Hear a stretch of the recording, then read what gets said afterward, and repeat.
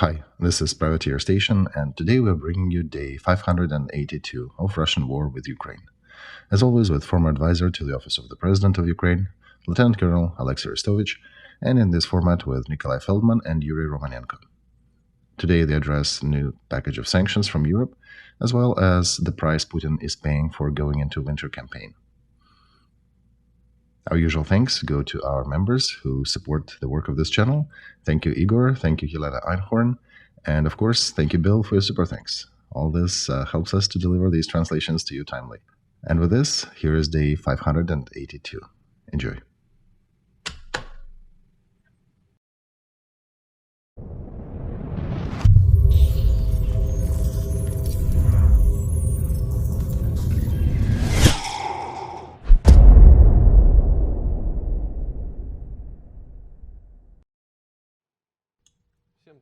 Hello everybody, this is Project Alpha.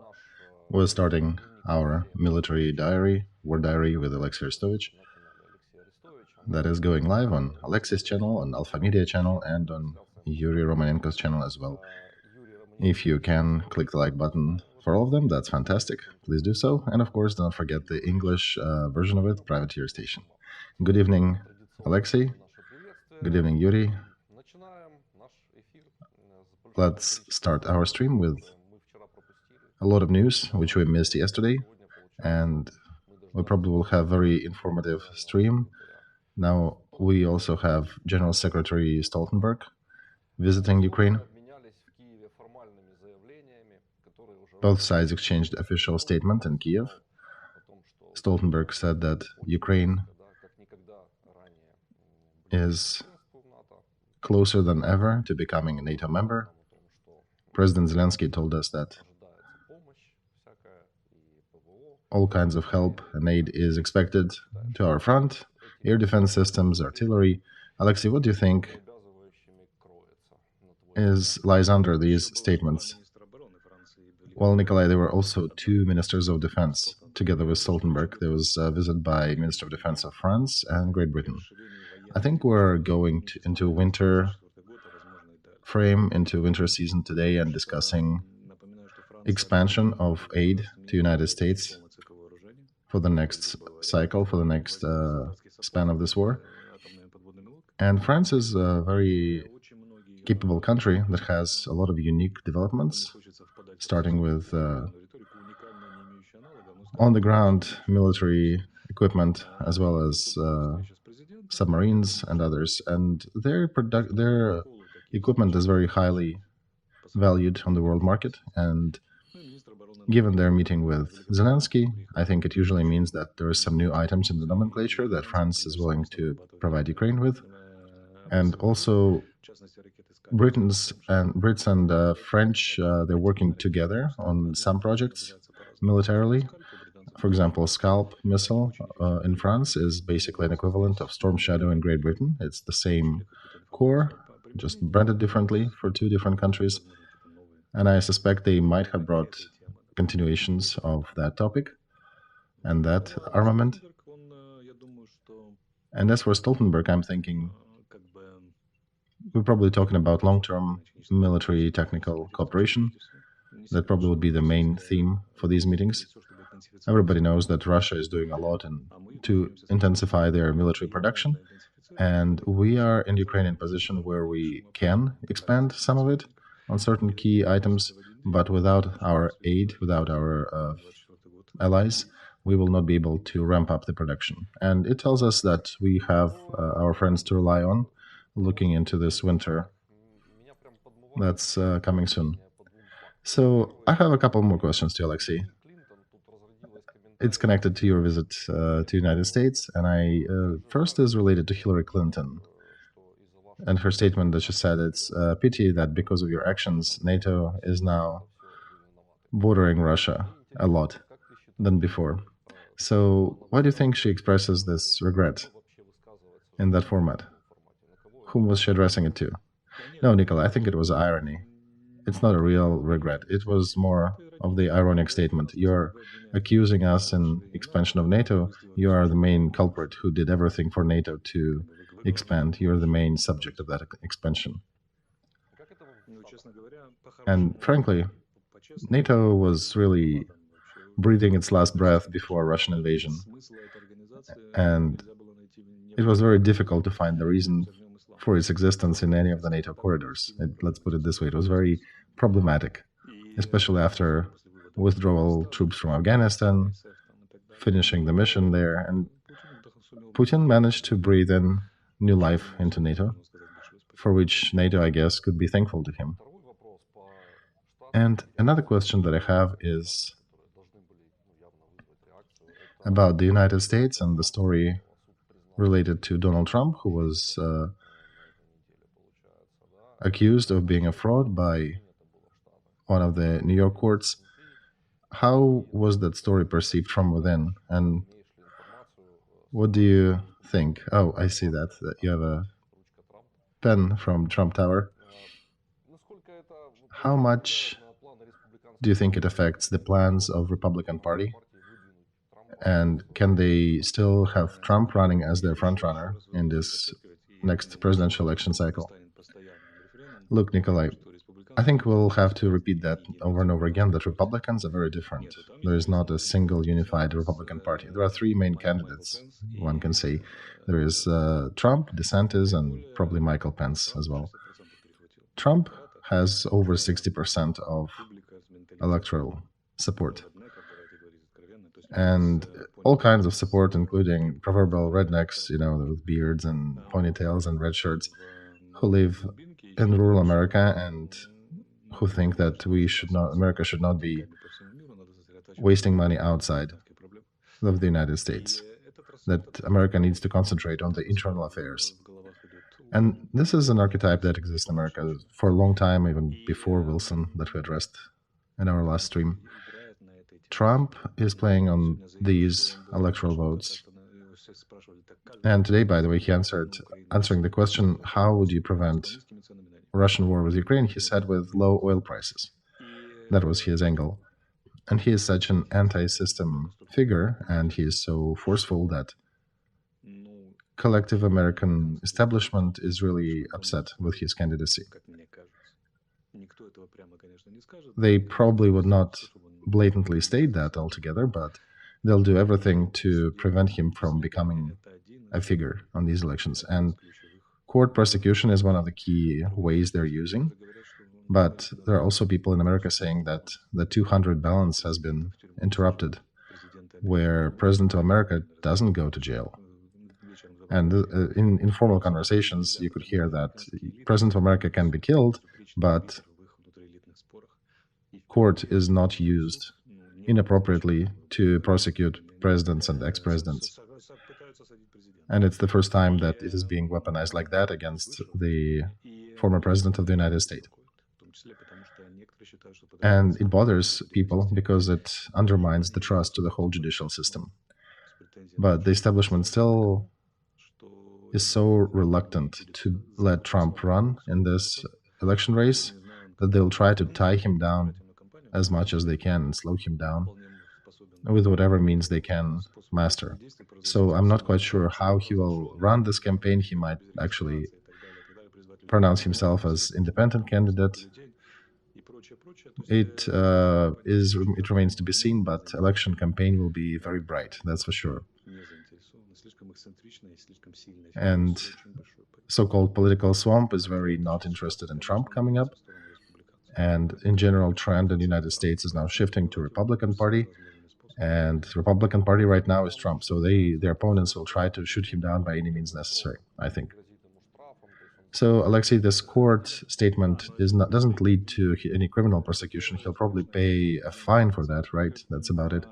Right, but it is not the only accusation point. I think there are a dozen more, and he is constantly involved in debates around that. And it only actually lights up the fire under his core electorate, all that unfair persecution, and a big part of electors also think that Trump actually won in the last elections, and there were some machinations related to them. So this campaign will be a long and a bright one. It already is a bright one. Definitely, guys, it will not be a dull moment. Nikolai, don't worry. Our storyline here is so complex that even very expert Americans in the questions of politics are saying that these are the first elections when they completely cannot predict who will be the president as the result of it. Yeah, my impression as well. The guys who've been in politics since 1984, the most experienced guys in American politics, they're saying, yeah, they're shaking heads and saying they don't know what's going to happen.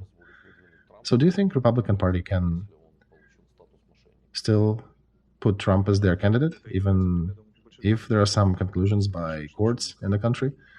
This is a subject of active discussions. That's exactly what Republican Party is discussing now. So it's very interesting and complex. All right, so next piece we wanted to bring up is Nagorny-Karabakh. Today, I think it ceased to exist. Nikolai, it will cease to exist since the 1st of January 2024. Right, they signed the documents, but today they were signed, and it's a historic date for that gray enclave of Armenia on the occupied Azerbaijan territory. And we saw how pretty much in live on the TV, how in a lot of videos on other channels, how people were fleeing, how Armenian population was fleeing Karabakh, and one could see how Azerbaijan was acting in this process. Do you think there are any lessons we can learn from that situation? Yes, there are a lot of interesting lessons of the government wisdom that we can take from here. Look at the long game of Azerbaijan. From their point of view, Artsakh, how Armenia was calling that territory, doesn't exist. Regardless of it, they still signed a document with Armenia. They allowed that agglomeration to exist. They allowed Russian peacekeeping force to be present there. But the country that has a global plan for that territory, that actually creates an intricate system of support for that region for the future. And if one looks at the contract they signed back in the 2020, which actually many Azerbaijan people were upset about because they were saying we lost all that and all our losses and everything, why did we sign it? Because one could say that it was their Minsk 1 and 2 agreements, and they could say we never acknowledged you. But what they did instead, they got that territory president, in quotes, signed the document without enforcement by himself, officially. So now in all books, in all reviews and contracts, will reflect that an Armenian, the head of this quasi-governmental territory in existence, signed the document of its dissolution. So now there is a very hefty argument that will preclude following court suits about removed people, about change of territory, etc. So, for example, in Ukraine, we do not acknowledge so-called powers of occupied territories of Crimea and Lugansk and Donetsk republics, so-called republics. But how we will act in these conditions, that'll be interesting to see. Of course, Ukraine is a bigger country than Azerbaijan with a lot more resources. In historic framework, we can probably lead to eventual full capitulation of these regions. But Azerbaijan is in a different position, and they had to calculate every step they made. And here they got an official document that is closing a lot of arguments. So they're suppressing a possible repetition of this conflict at its infancy, because any attempt of Armenia to try to revive that will bump into the document. This territory, this state was dissolved. It doesn't exist anymore by Armenia.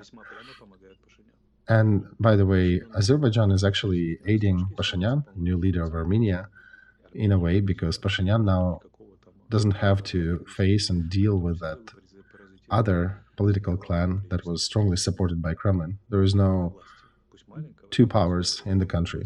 They just liquidated these two powers in Armenia. And his position to get rid of Karabakh clan and break relations with Russia means that, of course, they make their relations with Azerbaijan and Turkey better. And starting with the way the army was acting, their diplomats were playing that, their negotiations, the way they documented every step along the way. There is a lot for us to learn in this. We can have a different strategy. Here, I think we need to learn proper lessons from it. Doesn't mean that we need to sign documents with Donetsk and Lugansk, so-called republics, anything. We already signed some, right? I mean, Minsk 1 and Minsk 2, that never worked. But the whole approach of thinking out the situation for 30-year span into the future, that's what we can learn. And I want to add a good commentary from one of our viewers who said that Israel sold Heads 3 to Germany for almost $3 billion. Do you think in the future there could be a situation when Ukraine would be selling Russia some of our military elements?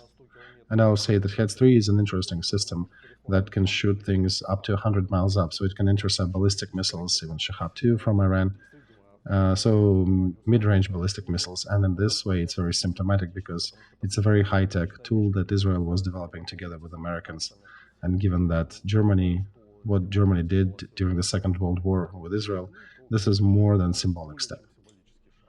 So Germany is cooperating a lot with Israel. We probably should call Mr. Gendelman one of my good friends in Israel. He's a Russian-speaking military expert in Israel, and he can talk about a lot of things related to technologies.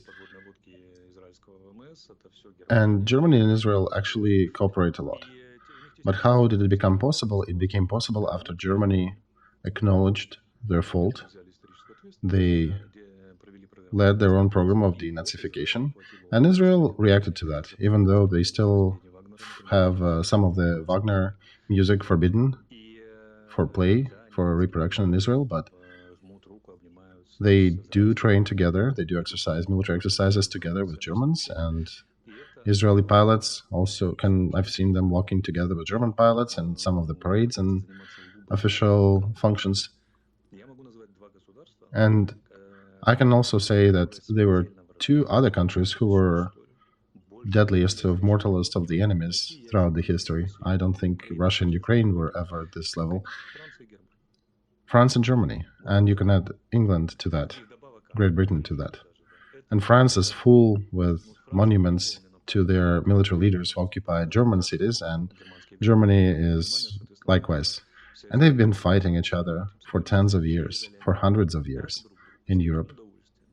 So with all the respect to our victims in this war, as historic documents were stating, one could ride in Europe for miles and see burned cities and killed citizens.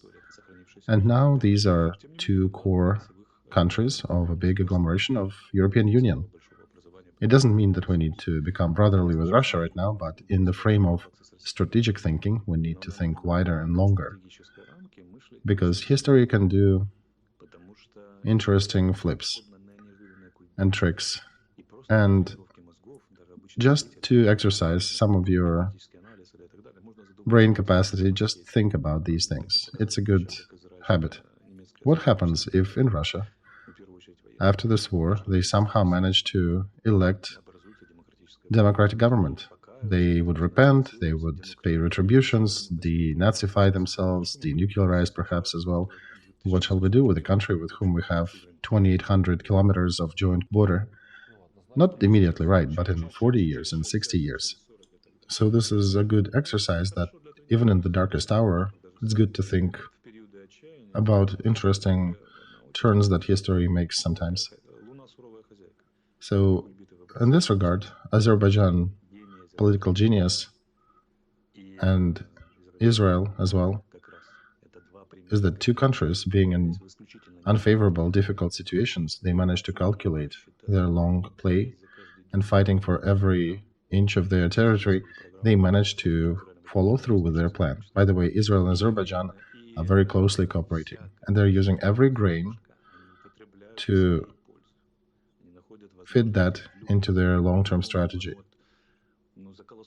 They're fighting for smallest things.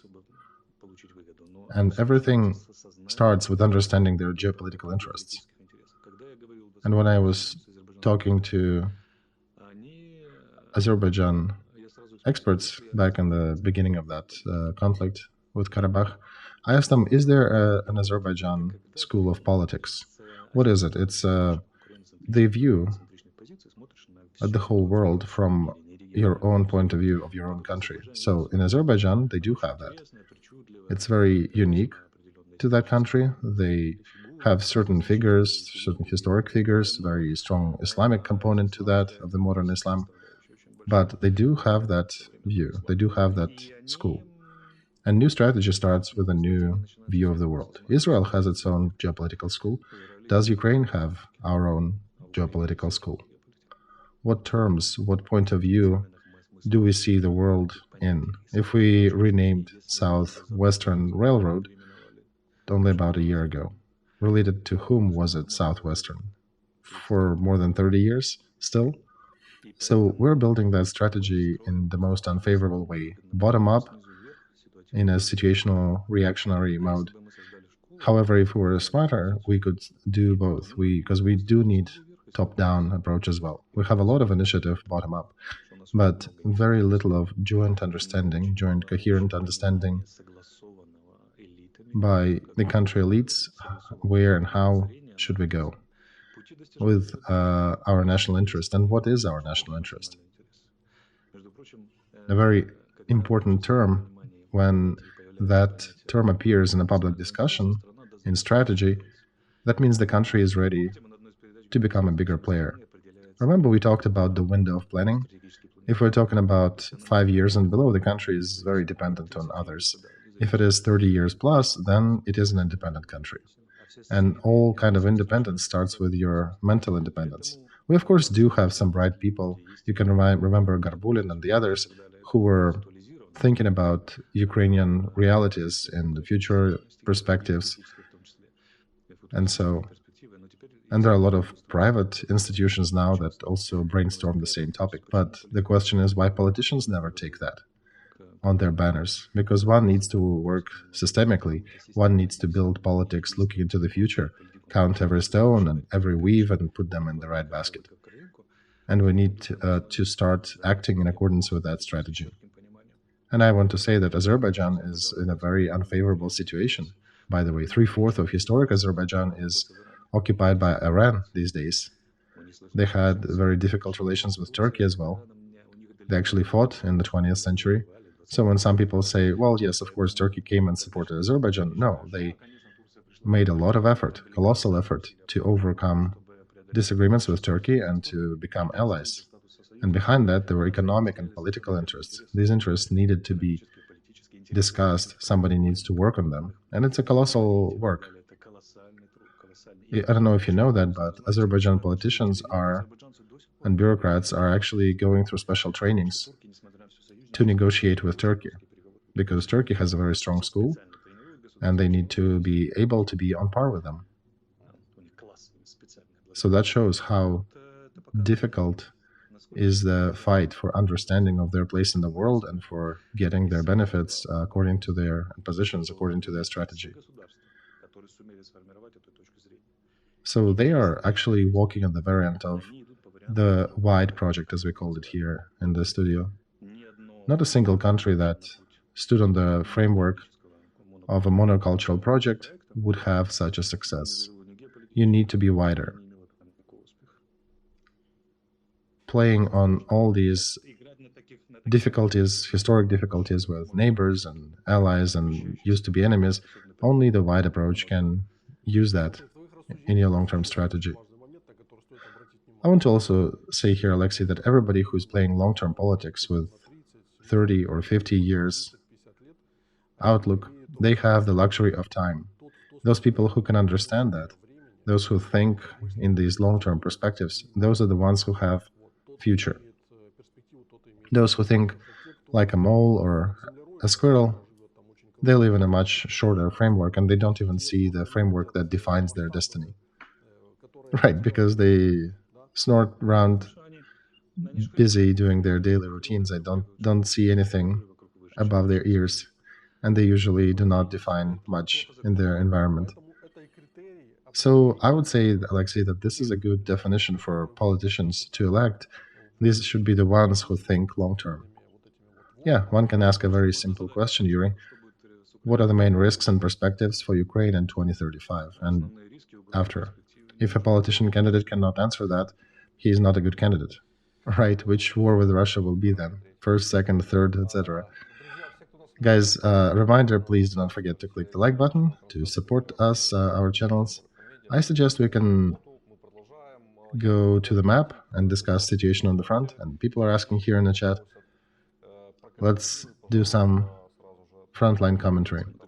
All right, so Russian command dropped more reserves on this protrusion near Rabotino, on this perch that we deoccupied, and they're about to bring one more army in that area. Don't be afraid, this is not a real Soviet-time army with all the might. This is probably a fourth or a fifth of its size.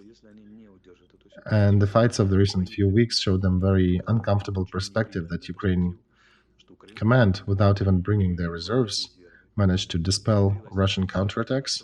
And by the way, yeah, bring the map down, please. We're talking about Rabotino now in the south. And Ukraine showed that even without engaging our reserves, we continue to deoccupy our land step by step, even when they increase their presence. So they're increasing it more. They understand that if we get to Acheretovato and further down, and Takmak, we will break the situation there. So now they have to review their strategic planning in regards to the front, because one of the elements was to hold us in the south and to continue occupying Lugansk region. So now I understand they have to forgo the occupation of Lugansk region. They're actually bringing, remember they brought paratroopers from there, now they're bringing that army down south. So that creates a dilemma for us. Do we have enough reserves to break all that we have, that we face right now, and also when they bring that new army down south? Or should we be looking for more opportunities in a different area? I'm sure our command is aware of the answer to that question, and we will see that in their actions. But even now, if you look to the counterattacks, if you follow the south and if you go to the east, our troops continue to attack and to deoccupy land, even facing the overwhelming might of the enemy. We still managed to push them out.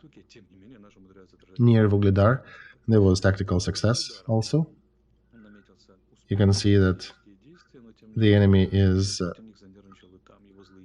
getting nervous. They're talking that Ukraine is really getting active in this part, so they're concerned. They don't have too much troops there. In Velika Novoselka, yeah, that area, that also is pretty hard because they got more reserves as well. You can see there are more red diamonds in this area.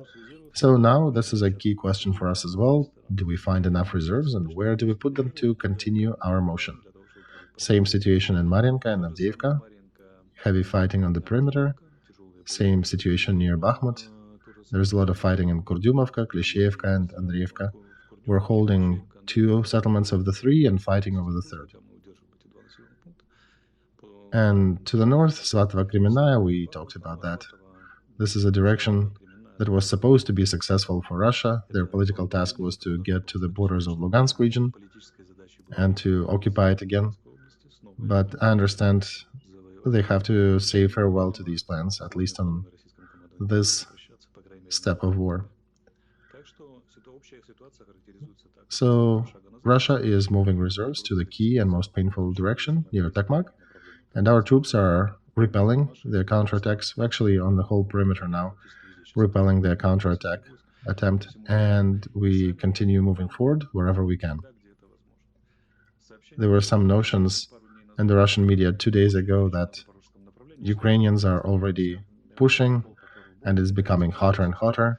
They were a bit of a premature panic on their side. We indeed intensified our actions there that night, but we haven't really brought much new forces there. We have not turned them yet, so that would not be true to say so. and they know it. I will add here, Alexei, a very curious moment. Evgeny Leshan made a post yesterday. I know him for quite a while. Dima, can you bring that map? Okay, so on this map you can see a bridge that they're building over Kalmius, near Granitnaya village. They're building that bridge to provide direct railroad support with Taganrog and Rostov-Don further. You can see Taganrog down at 5 o'clock on the map. And they're in a hurry. See, there are some pictures from the state. They're building that bridge to provide additional logistics to the troops because they understand they will need to have a reliable means of communication on their southern flank. I think for our Ukrainian military, they need to pay attention to that bridge because that project might actually influence their logistics down south and create certain problems. And by the way, that also confirms a few other things that we're saying. They have issues with logistics, otherwise they would not be increasing it and better it. Second, the system of secondary railroads they're building means that they already consider the railroad near Tokmak and Melitopol to be cut. So otherwise they wouldn't be building these additional backup ways. So they're thinking that Tokmak will likely be taken, there'll be motion towards Melitopol, and the railroad will be cut. And the direction from Volnovakha to Rozovka to Berdyansk, they need to add additional railroad there. They also need direct supply from Russia to come in to expedite the speed of logistics, which would be interrupted for a long time. So they're going from realizing that Tokmak is very realistic to be lost for them, even in this campaign before winter, maybe during, and to hold Mariupol, Berdyansk, everything you see here in the south, from the right to the left, Mariupol on the left corner, Taganrog on the right. So they're getting ready to prepare for losses of Tokmak and Melitopol. And they're fortifying this flank because from Mariupol up north, you can see there is a yellow line goes to Volnovakha with a red matching over that. This is another railroad that they probably will use as Rocade Road in the south to support their front. We'll see if they manage to, but one can at least say that Russian command finally learning their risks and of the future losses on that flank. Yes, a good way to put it, risks of the future losses. We have one more news, by the way. Legion of Freedom of Russia did a successful raid in Belgorod region. They trained their new recruits in real live operation. They coordinated their work with their mortar team, and they worked proper, achieved their goals, and left without casualties. So their new recruits actually confirmed their qualification working on Putin's troops.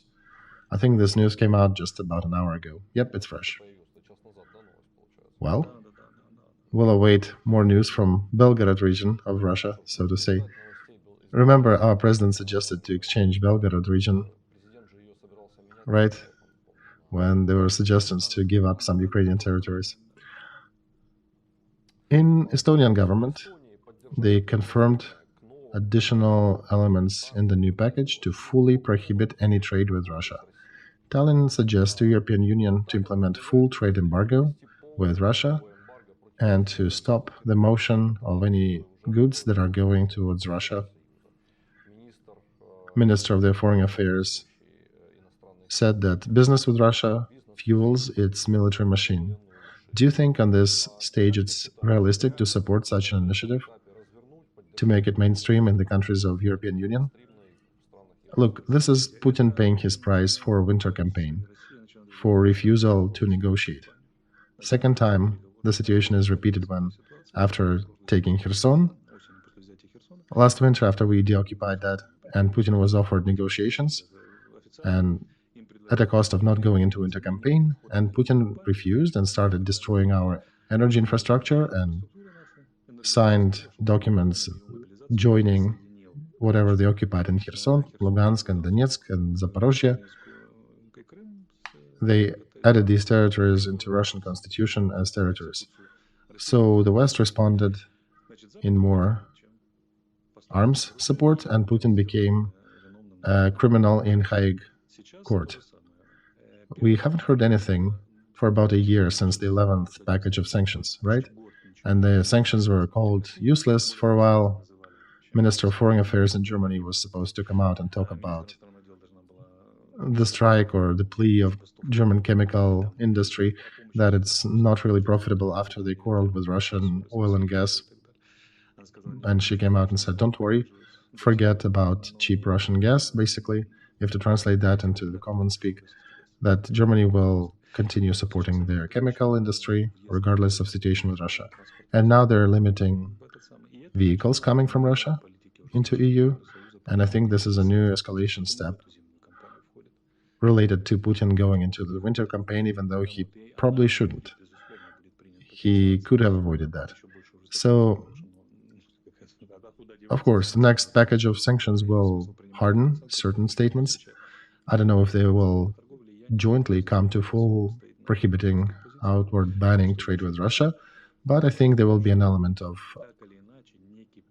restriction in that area. And I think we can also bring the visit of different ministers of defense today to Ukraine on that same weight, on the same side. Putin is going to pay a price, a dear price, for refusal to stop this war.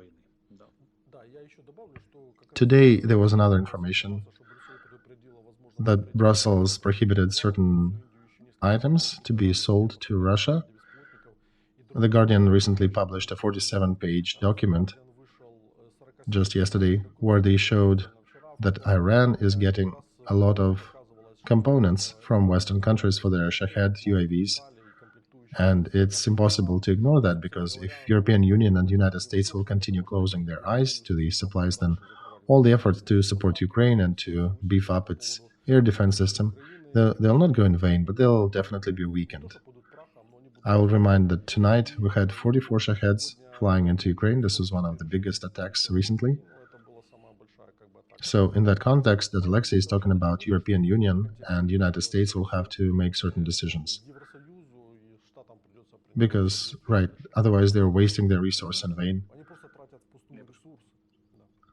One of the topics that was announced for this visit today was the support to air defense systems.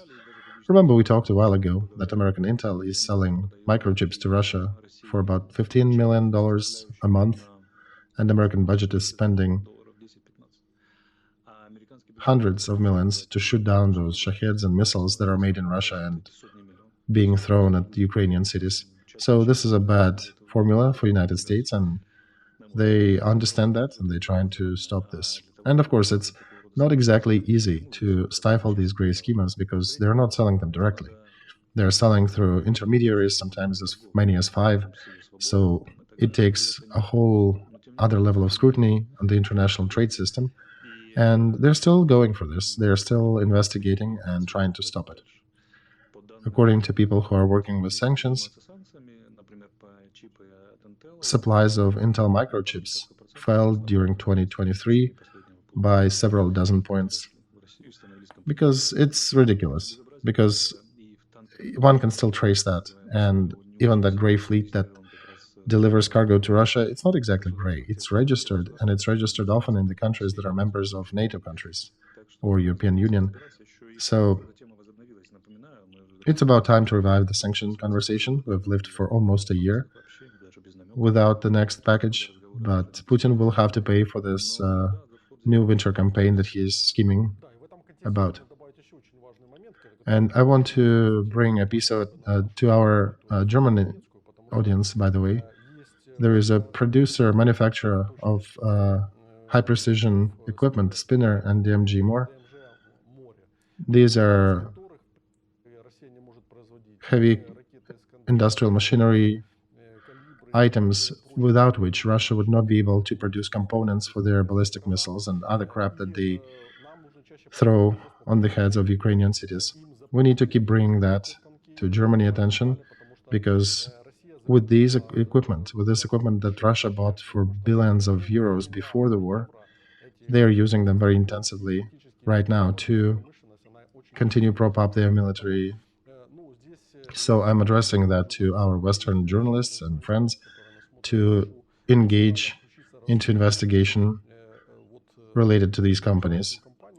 Our recent Ukrainian motion was made when we added these two companies into the list of international sponsors of war. Our government turned to Bundestag and to German government, and our congressman worked with them, but it was somehow not addressed. And I think Germany is starting to aid Ukraine more and more, so they cannot keep their eyes shut to what these companies are doing, because we're paying with thousands of lives for that. Same story. Germans are supplying sub-Ts, Gepards, other air defense systems that are used here to shoot down the missiles that are made on German machinery that Russia has purchased. This is not a smart politics, right? And also an interesting element of this picture is that these pieces of machinery, they require special software updates to work.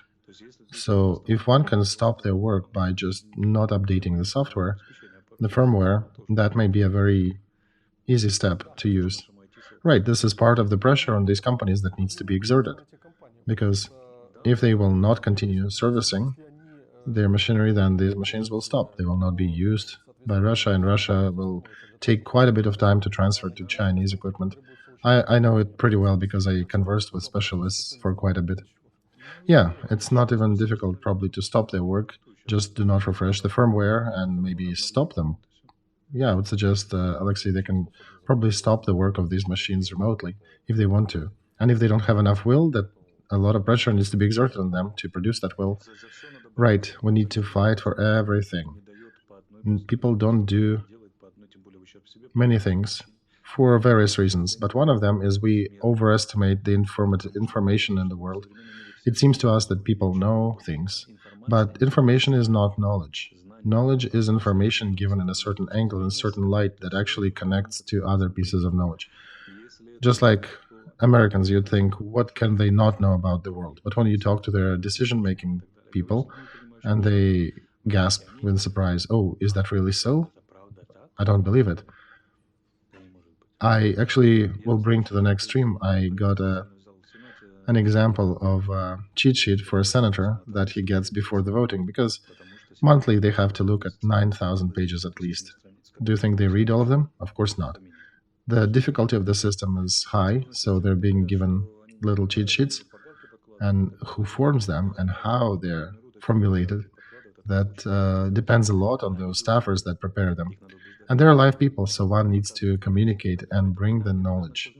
And very often, even if they have some piece of information, doesn't mean that they connect things together. You need to continue talking to them and showing the logic of situation, the logic of that information that they may have access to. And our viewers are writing here that Russia is still importing pieces of artillery, a machinery that produces artillery systems from Italy. Nothing was stopped. So yeah, this is another one that needs to be addressed. The cost of war for Russia is increasing. Bloomberg is writing that on the National Defense article in their budget, Russia is planning to spend 10.8 trillion rubles, which is 70% more than this year, and 2.5 times more than in 22. So in overall shares of expenses, that'll be over a third of federal budget. And this is a record amount even related to Soviet Union calculations. I remember when in Soviet Union, the share of defense spending grew substantially. It actually served as one of the factors, as considered by economists, for the fall of, that contributed to the fall of the USSR. Do you think the degree of stability of Russia can allow them to do that? At what level it will become critical? I think they have one of the two main goals that they're striving to achieve. First, they need to live to the elections in the United States, and second, they said that they'll try to refit and rearm their military by 2025. So they've dedicated a lot of funds, given the inflation and all, but still, this is a huge increase, and it'll be difficult for them to change their army, to refit the army, because most of their army is killed here in Ukraine, and it's difficult to refit anything when the core of your most capable units are tied up in the front. But they'll still try to. And also one needs to understand that it probably is bigger than that, because a lot of articles in the budget of Russia, just like any totalitarian regime, a lot of military articles are hidden in other articles of the budget. So overall, the country cannot survive. This is unsustainable pace, maybe as a short-term sprint. So they're hoping to survive to 25 with that much of an influx of funds. And our joint goal with the West allies is to make sure that Russia loses all these investments and goes into a deep economic crisis as the result of it. I'm not an economic expert, but I would say that probably by the second half of 24, early 25, they will feel the economic burden of that sprint. They can try to run it for a year, but they will waste so much fat that they accumulated, all the resources they accumulated, that after that, that patient might be need to brought to an ICU unit to even sustain the life. Not a single country can survive that level of expenses, military expenses. You know, the funny part, Kommersant, the Russian edition, which published that news, caused some stir in Russian community, and the article was quickly removed after they published. Do you think it can still concern Russian community right now? Well, you know, average Russian does understand the real cost of euro towards ruble. They go to shops and they feel it daily. And right now, their official data says that they have about 19% living beyond the line of poverty. That's, I'm sorry, I'm jet lagged, but I think that's the number that my mind brings me. But their line of poverty is much below our level of poorest people in Ukraine. Only the Novorossiya live well in Russia. Most people are not rich. And I guess one of the ways they're fighting with poverty is by getting their poor ones killed here in Ukraine. And they started giving some statistics in Russia showing that unemployment is getting better. And another interesting piece of statistics is they have published today that they have 70+% of mortgages in trouble. This is a serious issue. One can look at the average situation with the Russian wallet when you understand that 70% of mortgages are having issues. So, yeah, and that's with government support and everything. So they have to review the percentage rates and all. If not Nabiulina, their macroeconomist that runs a lot of processes there, they would have been down quite a bit a long time ago. But even she cannot cope with it, with all these economic pressures. And you can track it with the percentage rate of the central bank, the share of mortgages that go underwater in Russia, and not just mortgages, but also commercial credits for companies. And there are other streams, economic streams, that talk a lot about that. But there are a lot of indicators that are easy to understand even by a non-economy specialist, like the share of credits that are in trouble. I think by 2025, they'll be in deep trouble. They'll try to run that sprint. They'll try to run it to try to go through winter campaign, spring, and maybe somehow survive the summer by overexerting their efforts in economy and production. But after that, it's a straight road to ICU.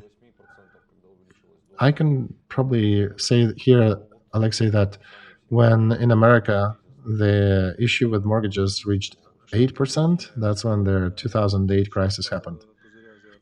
Right, Nikolai. But the United States is a huge economy. And when they were running into issues, the whole world could feel it. But Russia will not affect the world, but internally it will definitely be felt. It will be very painfully felt. On this background, Kremlin, for the first time, did an interesting sociological research, how Russians would treat if Putin leaves the presidential position. That research had two questions. Will Putin leaving presidential position make situation better or worse or not change things in the country, and who could change Putin on this position? What do you think is related to that questionnaire? Well, Russia has presidential elections in March of 24, and they're trying to touch the water with their foot to see the temperature. And they're starting to ask all these questions because it will determine the scenario of the political campaign. So political technologists starting to do their work. We understand there'll be no alternatives in these elections, but they still need to bring some program, to say something, to put some slogans on the media. But the fact of these questions popping up means that they're looking at all kinds of variants, even related to his health. But I would say that with the economy going in such a spiral, Putin will start losing his authority in Russia. People, first thing that they respond is their economy. The whole Russian social agreement before the war in Ukraine was that a small professional army is killing some opposition and somebody in Syria. Russia is occupying Crimea, and average Russian is sitting on the sofa, switching TV and saying, oh, great, we're doing good internationally, and we have mortgage, and the children are fed, and you have enough money. And now that you're being drafted into the military, some of you getting killed in the war, now the social contract is getting destroyed. And now when they're discovering that they don't have enough money for mortgage and for kids and for food, that becomes different and different story. And it's just the beginning of it. Well, but yeah, remember Putin said Russia hasn't started anything yet. Right. Economically, they haven't. Because despite the inflation, the exchange rates and all, Nabiullina was softening the blows to the populace for a while, but she will not be able to survive 30%. That's too much. So there was another man whom we had some questions about his health, Kadyrov. The leader of Chechnya, he came out and published a video where his 15-year-old son is beating an arrested Russian in jail. This Russian supposedly burnt Quran, so it's an interesting aspect in this conflict. Do you think it will affect anything? No, this will not affect things in Russia. This is not enough. And the second one is Kadyrov's son is not of age, he is 15 years old. So as a father, Kadyrov should be, according to criminal code of Russia, Kadyrov parenting rights should be revoked. He should be arrested, right? Of course, there is another angle too. Burning of Quran is bad, but formally Russia is a civil country, not a religious country, and it's maybe 15 days in jail for that, maybe a fine, but not getting beaten up in jail. But that's Chechnya. Remember in the news, they actually have stolen a federal judge in Russia and brought him to Chechnya and to beat up and provide pressure on him. So Russia is basically stuck in the 17th century, and their understanding of the world and interrelations are at this level. Constitution is the last document that they remember of. And remember the conscription of convicts for this war? Just like one of the movie characters said, remember, in this case, the law becomes not the law, but a weapon, and you can just wield this weapon any way you like. And this becomes a big element of shame for Russia, the country that pretended to be a somewhat international figure in the world politics and the global politics, because what they lead the world in is literally the technology of destroying their own legal systems. And they're destroying it so rapidly that it will blow back. There'll be a severe blowback onto them. And it's just accumulating now. So the fall will be deep. All right, guys, who is watching us, do not forget to click the like button. We've been live for almost an hour. Let's conclude. I think we're done with the news for today. Thank you, everybody. Do not forget to click the like button and subscribe to our channels and to the Privateer station if you are listening or watching that in English. Nikolai, I'm suggesting we do not remind people clicking and liking too often. Maybe not too often, maybe every other stream or so. All right, let's agree on that. But still, subscribe to our channels. All right, the countdown begins.